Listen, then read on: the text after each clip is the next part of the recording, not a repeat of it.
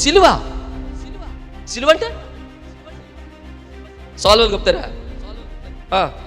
సిలువ అంటే ఏంటి? ఎవడైనాను నన్ను వెంబడించిన వాళ్ళు తను ఉపేక్షించుకొని తన సిలువను ఎత్తుకొని.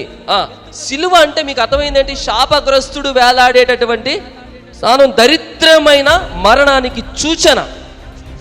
ఏం చెప్తున్నాడండి యేసుక్రీస్తు ప్రభువారు? సుదీర్ఘమైన ప్రార్థన, యేసయ్య గారి ప్రార్థన 17వ-4వ తండ్రికి పూర్తిగా విన్నవిస్తా ఉన్నాడు కదా.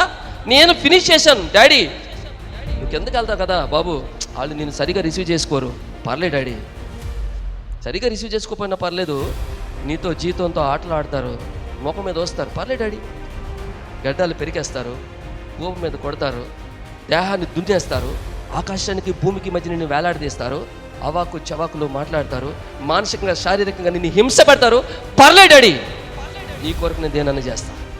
అది ఫినిష్ చేసా పూర్తిగా. ఇంకా యేసు ప్రభు సిలువలో మిగిలింది ఏమైనా ఉందా? మనం చేయడానికి ఏమైనా ఉందా? లేదు.